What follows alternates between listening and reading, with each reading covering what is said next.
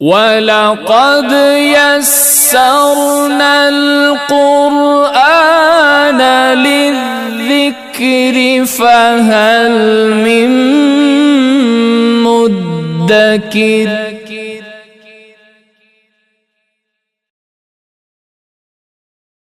أعوذ بالله من الشيطان الرجيم بسم الله الرحمن الرحيم واذكروا الله في أيام معدودات فمن تعجل في يومين فلا إثم عليه ومن تأخر فلا إثم عليه لمن اتقى واتقوا الله واعلموا أنكم إليه تحشرون۔ اور اللہ کو یاد کرو گنتی کے چند دنوں میں، پس تم میں سے اگر کوئی شخص 2 دنوں میں جلدی کرے تو اس پر کوئی گناہ نہیں ہے، اور اگر تم میں سے کوئی شخص تاخیر کرے تو اس پر بھی کوئی گناہ نہیں ہے۔ یہ اس کے لیے ہیں جو اللہ سے ڈرے، اور اللہ سے ڈرو اور جان لو کہ ایک دن تم کو اسی کی طرف لوٹ کر جانا ہے۔ سورۃ البقرہ کی آیت نمبر 203۔ اس آیت میں اللہ رب العزت نے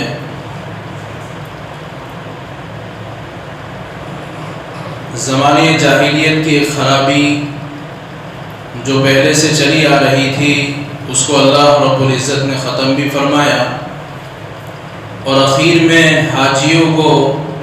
اللہ رب العزت نے ایک نصیحت بھی فرمائی ہے، کیونکہ مسلسل سورہ بقرہ کے اندر حج کے احکامات اور حج کے افعال چل رہے تھے۔ اس آیت پر حج کے افعال اور اعمال ختم ہو رہے ہیں، تو اخیر میں اللہ رب العزت نے حج کرنے والوں کو ایک نصیحت بھی فرمائی ہے جو قابل عمل ہے۔ یہاں پر جو بیان فرمایا وَاذْكُرُوا اللَّهَ فِي أَيَّامٍ مَّعْدُودَاتٍ، کہ تم اللہ کو یاد کرو گنتی کے چند دنوں میں۔ ویسے پورا حج اللہ کو یاد کرنے کے لیے ہی ہے، اور اپنی آخرت کو بنانے اور سنوارنے کے لیے ہی ہے، لیکن یہاں پر جو تذکرہ فرمایا گنتی کے چند دنوں میں، اس سے مراد ایام تشریق کے دن ہیں، 11ویں ذی الحجہ، 12ویں ذی الحجہ اور 13ویں ذی الحجہ، جس میں خاص تکبیر تشریق پڑھی جاتی ہے، جو ہم بھی 5 دن بقرعید کے وقت پڑھتے ہیں۔ تو حاجیوں کو بھی اس بات کا حکم ہے کہ وہ اگر شیطان کو کنکری مار رہے ہیں تو اس وقت بھی تکبیر پڑھنی ہے، مینا میں ٹھہرے ہیں تو اس وقت بھی تکبیر پڑھنی ہے، یعنی تینوں دن جمرات کی رمی کے وقت تکبیر کثرت کے ساتھ پڑھنے کا حکم ہے۔ تو یہ معدودات جو گنتی کے چند دن ہیں، یہ 3 دن مراد ہے اس سے ایام تشریق کے۔ اب یہاں پر زمانے جاہلیت میں یہ ایک چیز عام ہو گئی تھی، کچھ لوگ یوں سمجھتے تھے کہ 11 اور 12 ذی الحجہ کو مینا میں ٹھہرنا ضروری ہے، جب 2 دن مکمل ہو جائیں تو وہ مینا سے واپس مکہ مکرمہ کی طرف لوٹ جائیں۔ 13ویں ذی الحجہ کو ٹھہرنا ضروری نہیں ہے، اگر کوئی ٹھہرا تو اس نے گناہ کا کام کیا۔ کچھ لوگ اس طرح کہتے تھے، اور کچھ لوگ یوں کہتے تھے کہ نہیں، یہ ضروری نہیں ہے، بلکہ 13ویں تاریخ کو بھی مینا میں ٹھہرنا ضروری ہے، اگر کوئی نہیں ٹھہرا تو اس نے بھی گناہ کا کام کیا۔ یعنی نہ ٹھہرنے والوں کو گنہگار سمجھتے تھے، اور ٹھہرنے والے نہ ٹھہرنے والوں کو گنہگار سمجھتے تھے، دونوں ایک دوسرے کو گنہگار سمجھتے تھے۔ تو اللہ رب العزت نے دونوں کو یہ بات کہی فَمَن تَعَجَّلَ فِي يَوْمٍ فَلَا إِثْمَ عَلَيْهِ وَمَن تَأَخَّرَ فَلَا إِثْمَ عَلَيْهِ، کہ 2 دن رمی کرنا تو واجب ہے، 11ویں ذی الحجہ کو تینوں شیطانوں کو کنکری مارنا، 12ویں ذی الحجہ کو تینوں شیطانوں کو کنکری مارنا یہ حاجی کے اوپر واجب ہے، اختلاف تیسرے دن کا ہے، 13ویں ذی الحجہ کو مارے یا نہ مارے۔ تو امام ابو حنیفہ رحمۃ اللہ علیہ کے یہاں پر اگر 13ویں ذی الحجہ کی صبح ہو جاتی ہے مینا کے اندر تو وہ 13ویں کی رمی کرنا اس پر واجب ہو جاتا ہے۔ لیکن اگر کوئی شخص 13 تاریخ کی صبح صادق سے پہلے ہی مکہ کی طرف روانہ ہو گیا تو اس کو 13 تاریخ کی رمی اس کے اوپر واجب نہیں ہے۔ تو اللہ رب العزت نے یہاں پر اسی کو بیان کیا ہے کہ تم یہ جو کہتے ہو کہ 13ویں تاریخ کو ٹھہرنا ضروری ہے اور کچھ لوگ یہ کہتے ہیں کہ ضروری نہیں ہے، تو یہ کوئی بہت بڑا مسئلہ نہیں ہے۔ اگر کوئی 2 دن کے بعد چلا گیا تو بھی کوئی گناہ نہیں، اور اگر کوئی تیسرے دن ٹھہر گیا تو بھی کوئی گناہ نہیں ہے۔ پھر آگے اللہ رب العزت نے فرمایا لمن اتقی، یہ احکام اس کے لیے ہیں جو اللہ سے ڈرے۔ اللہ سے کیا کریں؟ ڈرے۔ ایک دوسرے کو نہ ٹھہرنے والے کو گنہگار سمجھنا اور ٹھہرنے والے کو بھی گنہگار سمجھنا، یہ خاص طور پر حج کے ایام کے اندر اس طرح کے الزامات درست نہیں ہیں۔ لمن اتقی، اللہ رب العزت سے ڈرتے رہنا چاہیے، یہ ان لوگوں کے لیے احکامات ہیں۔ پھر اخیر میں اللہ رب العزت حاجیوں کو اس بات کی طرف متوجہ کر رہے ہیں کہ اللہ رب العزت نے حج کا موقع عنایت فرمایا اور حج کے اندر اعمال اور افعال کرنے کی توفیق عطا فرمائی، اور بلکہ اللہ کے نبی علیہ الصلوۃ والسلام کی صاف حدیث کے اندر ہے کہ جس نے اس طرح حج کیا کہ اس میں کوئی فسق نہیں کیا، کوئی گناہ کا کام نہیں کیا، کوئی جنگ و جدال نہیں کی، جیسے بتایا گیا تھا ویسے اعمال اور افعال اس نے ادا کیے، تو جب وہ شخص اپنے گھر پر واپس لوٹتا ہے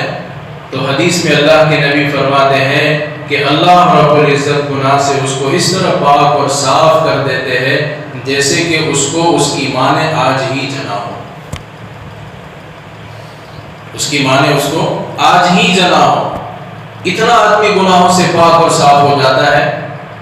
کہ کوئی گناہ کا کام نہیں کیا، اعمال اور افعال بہت بہترین طریقے سے ادا کیے، بار بار اللہ کے گھر کے سامنے جاتا تھا اور عہد کرتا تھا کہ اللہ تجھ سے ڈرتا رہوں گا،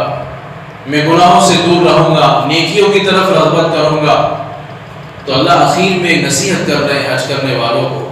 کہ جس طرح تم پہلے اپنے آپ کو گناہوں سے بچا چکے، حج کے دنوں کے اندر اپنے آپ کو گناہوں سے بچا چکے، اللہ سے ڈرتے رہیں، نیکیاں کرتے رہیں، گناہ سے دور ہوتے رہیں، واتقوا اللہ، حج کے بعد بھی تم کو اللہ سے ڈرتے رہنا ہے۔ کہیں ایسا نہ ہو کہ تم اس چیز کے اندر مبتلا ہو جاؤ اور اس چیز کے اندر پڑ جاؤ کہ میں تو حج کر کے آ گیا، میں حاجی بن گیا۔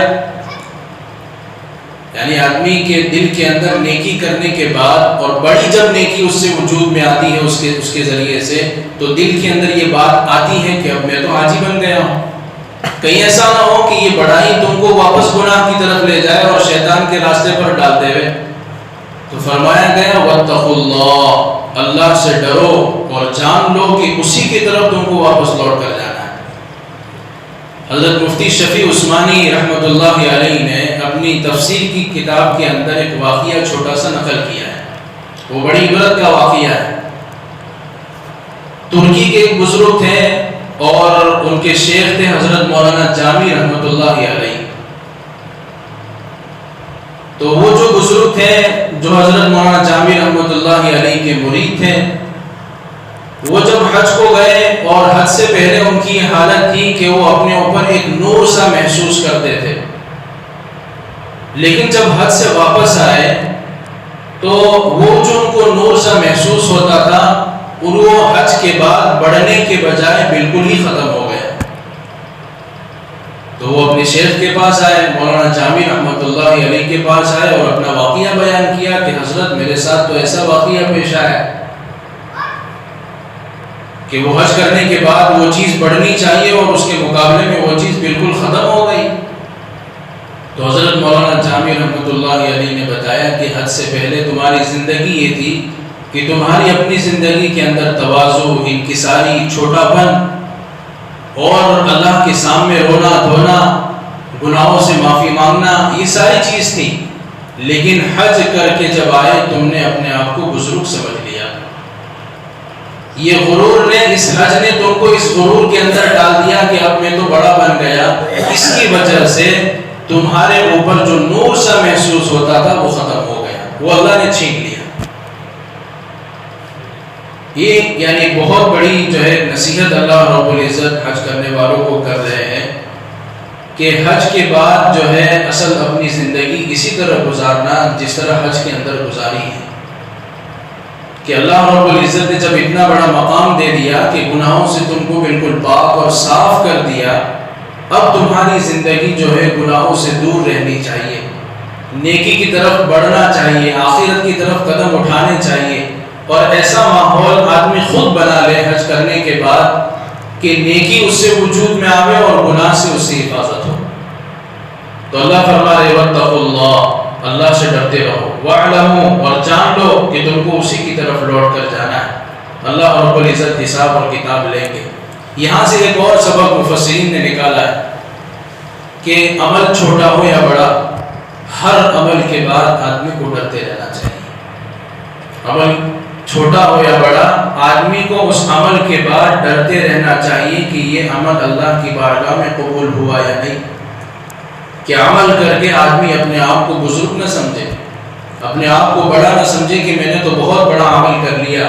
بلکہ اللہ رب العزت سے ثواب کی امید تو ہو ہی، لیکن اللہ سے ڈر بھی ہو کہ پتہ نہیں اللہ نے اپنی بارگاہ میں اس عمل کو قبول بھی کیا یا نہیں. اسی لیے تو نماز کے بعد استغفار ہے. کوئی آدمی نے اللہ اکبر سے لے کر سلام تک نیک کام کیا، قرآن پڑھا، تسبیح پڑھی، اللہ کی تکبیر بیان کی، پاکی بیان کی، اتنی ساری نیکیاں ہونے کے باوجود بھی آخر میں پھر استغفر اللہ استغفر اللہ استغفر اللہ کیوں ہے؟ کوئی گناہ تو نہیں کیا. وہ اسی لیے ہے کہ آدمی اپنے دل کے اندر یہ نہ سوچے کہ میں نے نیکی کری لیکن نیکی اللہ کی بارگاہ میں قبول ہوئی یا نہیں، ثواب کی امید بھی ہو اور اللہ سے ڈر بھی ہو، جس کو حدیث پاک میں بیان کیا گیا کہ ایمان والے کا ایمان جو ہے وہ خوف اور امید کے درمیان میں ہے. اللہ سے ڈر بھی ہو اور اللہ سے امید بھی ہو، اسی کے درمیان ایمان ہے. اللہ رب العزت ہمیں کہنے سننے سے زیادہ عمل کرنے کی توفیق عطا فرمائے اور اپنے بارگاہ کے اندر اللہ رب